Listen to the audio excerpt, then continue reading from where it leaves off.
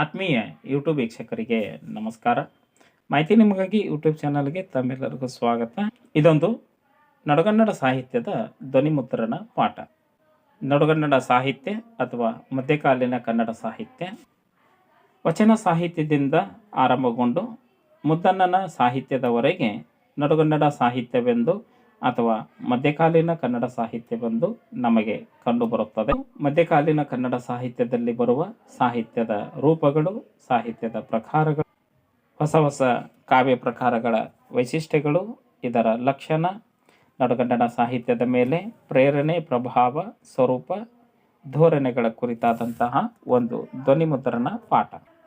ಈ ಒಂದು ಧ್ವನಿಮುದ್ರಣ ಪಾಠ ಸ್ಪರ್ಧಾತ್ಮಕ ಪರೀಕ್ಷೆಗಳನ್ನು ಎದುರಿಸುವಂತಹ ಅಭ್ಯರ್ಥಿಗಳಿಗೆ ಹಾಗೂ ರಾಜ್ಯದಲ್ಲಿ ಇರತಕ್ಕಂತಹ ವಿವಿಧ ವಿಶ್ವವಿದ್ಯಾಲಯಗಳಲ್ಲಿ ಮಧ್ಯಕಾಲೀನ ಕನ್ನಡ ಸಾಹಿತ್ಯದ ಪಠ್ಯಕ್ರಮವನ್ನು ಅಳವಡಿಸಿಕೊಂಡಂತಹ ಪದವಿ ಮಹಾವಿದ್ಯಾಲಯಗಳಿಗೆ ಈ ಒಂದು ಧ್ವನಿಮುದ್ರಣ ಪಾಠ ಬಹು ಉಪಯುಕ್ತ ಅನ್ನುವುದನ್ನು ಭಾವಿಸಿ ತಮಗೆ ಈ ಒಂದು ಧ್ವನಿಮುದ್ರಣ ಪಾಠವನ್ನು ಪ್ರಸ್ತುತ ಪಡಿಸ್ತಾ ಇದ್ದೀನಿ. ಅವಧಿಯ ಧ್ವನಿಮುದ್ರಣ ಪಾಠದಲ್ಲಿ ನಡುಗನ್ನಡ ಸಾಹಿತ್ಯದ ಮೇಲೆ ಪ್ರೇರಣೆ, ಪ್ರಭಾವಗಳ ಕುರಿತು ಧ್ವನಿಮುದ್ರಣ ಪಾಠವನ್ನು ಆಲಿಸಿ ತಮ್ಮ ಅನಿಸಿಕೆ, ಅಭಿಪ್ರಾಯಗಳನ್ನು ಕಮೆಂಟ್ ಮೂಲಕವಾಗಿ ತಿಳಿಸಬಹುದಾಗಿದೆ. ನಡುಗನ್ನಡ ಸಾಹಿತ್ಯದ ಪ್ರೇರಣೆ, ಪ್ರಭಾವ, ಇದರಲ್ಲಿ ಪ್ರಮುಖವಾಗಿ ನಾವು ಧಾರ್ಮಿಕ ಪ್ರೇರಣೆ, ಪ್ರಭಾವಗಳನ್ನು ಗುರುತಿಸುವಂತಹ ಕೆಲಸವನ್ನು ಮಾಡ್ತೀವಿ.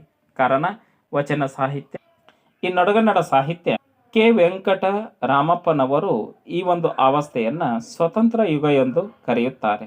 ಕಾರಣ ಕವಿಗಳು ಅರಮನೆಯ ವರ್ಣನೆಯಿಂದ ಹೊರಬಂದು ಸ್ವತಂತ್ರವಾಗಿ ಸಾಹಿತ್ಯವನ್ನು ಸೃಷ್ಟಿ ಮಾಡುವ ಅವಕಾಶವನ್ನು ಪಡೆದುಕೊಂಡಿತ್ತು. ಅಂದರೆ ರಾಜಾಶ್ರಯದಿಂದ ಸಾಹಿತ್ಯ ಹೊರಬಂತು ಅನ್ನುವಂತಹ ಮಾತನ್ನು ಇಲ್ಲಿ ವ್ಯಕ್ತಪಡಿಸ್ತಾ ಇದ್ದಾರೆ. ಹಾಗೆ ತೀತಾ ಶರ್ಮರವರು ಈ ಘಟ್ಟವನ್ನು ಸಾರ್ವಜನಿಕ ಯುಗ ಮತ್ತು ಮತ ಪ್ರಚಾರ ಯುಗ ಎಂದು ಕರೆದಿರುವುದನ್ನು ನಾವು ವಿಭಾಗ ಕ್ರಮದಲ್ಲಿ ಗಮನಿಸಬಹುದಾಗಿದೆ. ಇಂತಹ ನಡುಗನ್ನಡ ಸಾಹಿತ್ಯದಲ್ಲಿ ಧಾರ್ಮಿಕ ಪ್ರೇರಣೆ, ಪ್ರಭಾವಗಳಲ್ಲಿ ಮುಖ್ಯವಾಗಿ ಧರ್ಮವೇ ಜೀವನದ ಉಸಿರೆಂದು ಹೇಳಲಾದ ನಮ್ಮ ಭರತ ಖಂಡದಲ್ಲಿ ಎಲ್ಲ ಸಾಹಿತ್ಯ ಕಲೆಗಳ ಮೂಲ ಸ್ಫೂರ್ತಿಯೇ ಧರ್ಮ ಅನ್ನೋದನ್ನು ನಾವು ಅರಿಯಬೇಕಾಗುತ್ತದೆ.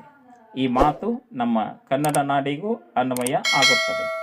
ಎಲ್ಲ ಸಾಹಿತ್ಯ ವಸ್ತುಗಳ ಪಟ್ಟಿ ಹಾಕಿ ನೋಡಿದರೆ ಧರ್ಮ, ತತ್ವ, ನೀತಿ ಈ ಮುಖ್ಯ ಪ್ರಚಾರವನ್ನೇ ಮುಖ್ಯ ವಸ್ತುವನ್ನಾಗಿ ನಮ್ಮ ಕೃತಿಗಳ ಸಂಖ್ಯೆ, ಅವುಗಳ ವಿಸ್ತಾರತೆ ಕಂಡುಬರುತ್ತೆ.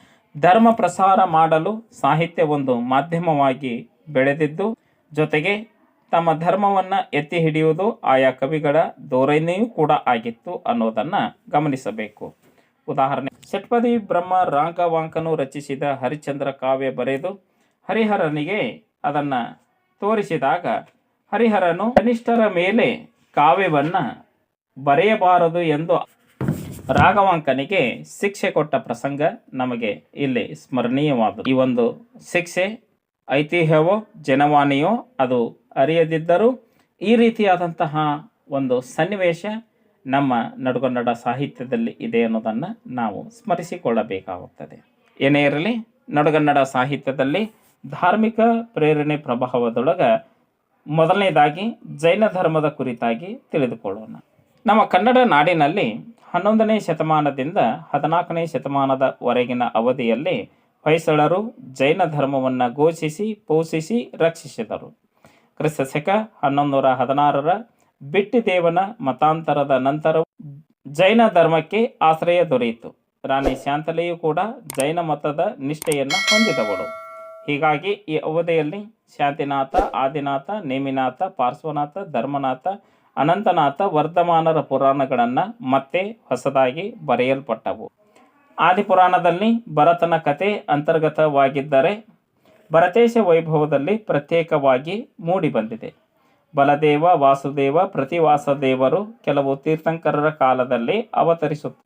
ಇವರು ತ್ರಿಷಷ್ಟಿ ಸಲಾಕ ಪುರುಷರಲ್ಲಿ ಒಬ್ಬರಾಗಿದ್ದಾರೆ. ಬಲದೇವ ಚರಮದೇಹಧಾರಿಯಾಗಿ ವಾಸುದೇವನಿಂದ ಪ್ರತಿವಾಸುದೇವ ಮಡಿಯುತ್ತಾನೆ. ಈ ಬಲದೇವ, ವಾಸುದೇವ, ಪ್ರತಿವಾಸುದೇವರ ಚರಿತೆಯ ನೆಪದಲ್ಲಿ ಕನ್ನಡಕ್ಕೆ ಜೈನ ಪರಂಪರೆಯ ರಾಮಾಯಣ ಮತ್ತು ಮಹಾಭಾರತಗಳು ಲಭ್ಯವಾಗಿವೆ.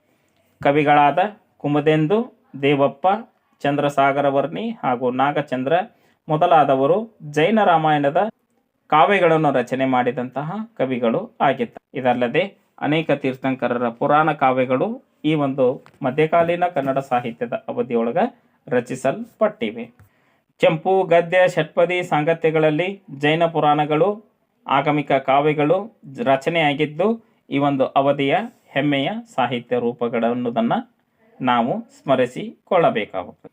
ಈ ಜೈನ ಧರ್ಮ ಕಾವ್ಯಗಳ ಮಾಲಿಕೆಯಲ್ಲಿ ಆಂಡಯ್ಯನ ಕಬ್ಬಿಗರ ಕಾವ್ಯ ಜೈನ ಹಿನ್ನೆಲೆಯಲ್ಲಿ ಮೂಡಿ ಬಂದಂತಹ ಮತ್ತೊಂದು ರೀತಿಯ ಕೃತಿ ಆಗಿದೆ. ಶಿಶುಮಾಯನ ತ್ರಿಪುರಾದಹನ ಸಾಂಗತ್ಯ, ತಾರಕಾಸುರರ ಮಕ್ಕಳ 3 ನಗರಗಳನ್ನು ಶಿವನು ಸಂಹಾರ ಮಾಡಿ ರಾಕ್ಷಸರ ಹಾವಳಿಯನ್ನು ತಡೆದ ಎಂಬುದು ತ್ರಿಪುರಾದಹನದ ಪ್ರಸಿದ್ಧ ಕಥೆಯಾಗಿದೆ. ಇವುಗಳಲ್ಲದೆ ವಿಜಯಪುರದ ಕವಿಗಳಾಗಿರ್ತಕ್ಕಂತಹ ಬ್ರಹ್ಮಶಿವನ ಸಮಯ ಪರೀಕ್ಷೆ 12-13ನೇ ಶತಮಾನದ ಒಂದು ಅದ್ಭುತ ಧಾರ್ಮಿಕ ಸಾಮಾಜಿಕ ದಾಖಲೆ.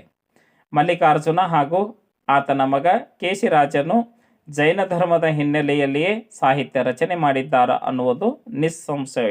ಉಳಿದಂತೆ ಮಂಗರಸ, ಭಾಸ್ಕರ, ತೆರಕನಾಂಬಿ ಬೊಮ್ಮರಸ, ಕೋಚೇಶ್ವರ, ಬ್ರಹ್ಮಕವಿ, ಕೊಡಲಗಿರಿ ಆಚಾರ್ಯ ಇವರು ಜೈನ ಧರ್ಮದ ಷಟ್ಪದಿ ಸಾಂಗತ್ಯ ಕವಿಗಳು ಆಗಿದ್ದರು ಅನ್ನೋದನ್ನು ಅವರ ಕೃತಿಗಳ ಮೂಲಕ ನಮಗೆ ಲಭ್ಯವಾಗುತ್ತೆ.